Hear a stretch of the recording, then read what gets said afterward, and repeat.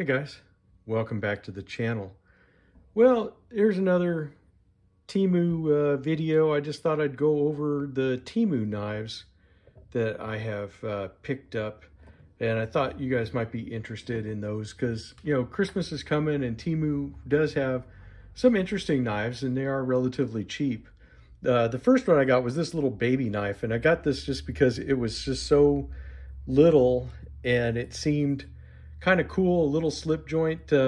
Talk about a little teeny tiny keychain carry knife, but I thought it looked kind of cool, and it was you know, the price was right. I think this was like $1 or something, you know, so I mean it's actually pretty useful. It's not like a Dolica at all, you know. I mean, it actually has a little Scandi grind, and it's an interesting little knife, that's for sure. I had it sitting up here in the corner for a while, but then I used it for a video and it got moved in with all the other knives and stuff.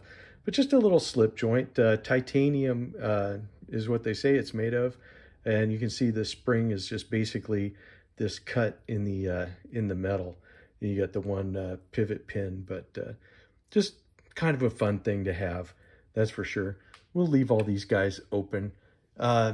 Another one I got was this one here, this little folder, because I was looking at their slip joint knives in particular, and it looked kind of like a Barlow and a Spyderco had a baby or something. I don't know.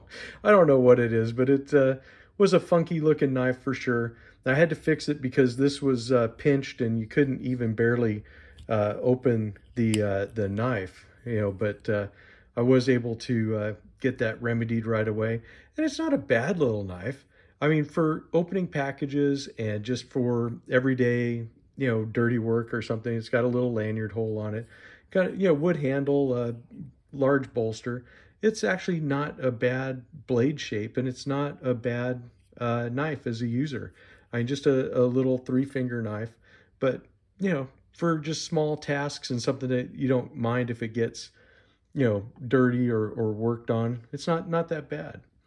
Another one I got was this little bird and trout knife, because you guys know I like bird and trout knives.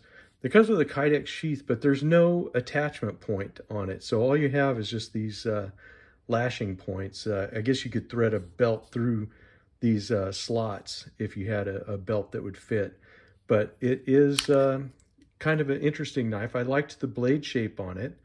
And here's the manufacturer on it is this...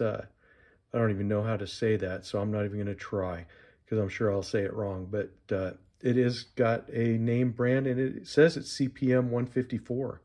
You know, kind of a stonewash finish on this blade, but the handle is amazingly comfortable. And these the ridges of the spine actually give you a little bit of jimping, and it's not uncomfortable to hold in your hand or use. The lanyard hole there, and I thought, you know, for CPM 154, it was definitely worth a look to see. And all these knives are fairly inexpensive. I'll leave it out of the sheath so you guys can enjoy looking at that, that's for sure. Another one that I picked up was this one in zebra wood. Now, I'm not a fan of the sheath having just a Velcro opening, but it is a little, you know, Cordura nylon type sheath. Not too bad. Does, you know, fold over if you did want to carry it as a belt knife. I think of this more as a kitchen knife, but I really like zebra wood. I think it's just a really neat material. Really kind of cool. But I bought this mainly for kitchen work, kitchen prep and stuff. And you can see there is the manufacturer's mark. You know, it's got a little wolf head there, which is kind of cool. It does have a finger groove here. I wish the finger groove was actually up here so your index finger could use it, but it has a groove for your middle finger there, or if you want to hold it down here. But I thought that this would be great for just in the kitchen, general work, and the zebra wood makes it very handsome.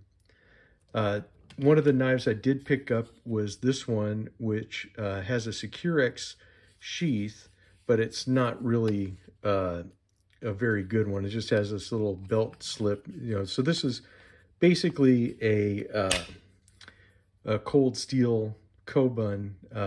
This may or may not be any, you know, it is marked as cold steel, but it was not marked such in their catalog. It is pretty much a straight up, I don't know if it's a copy, if it's a clone, but it's not an actual cold steel. But I did think that the Kobun is a interesting knife. I just hadn't tried one. When I saw this, I thought it kind of looked like one, but you couldn't see that in the picture that they had. So it is definitely one that you know, you may or may not want to get one, depending on how you feel about such things. Another one that they had that was kind of like that, they were showing this, and I just had to see it. It's like a Gerber strong arm, but it's not marked as anything. It has, you know, this sheath, which gives you multiple attachment points. You can do scout carry with it. You can carry it on here. You can take some of this off. But it does look just like the Gerber strong arm, but it is not marked in any way, shape, or form. But it does feel good in hand. It's got that nice rubberized handle and the blacked out blade. Just something I saw this knife, and you know, I think what is a strong arm now is about $75, and they had these for like $14. I just had to see. You know, is it kind of the same? Is it kind of not? What do we got going on here? But you know, for a field knife, for a knife that you're not worried about it getting messed up anywhere, you know, that definitely would fit the bill. Let me set this guy up here, and we'll set that guy down there. So there you go. There is a roundup of my Temu knives, and I hope maybe I gave you some suggestions for something you might want to get, or something that looks interesting to you. Let me know in the comments below. I'll talk to you guys later.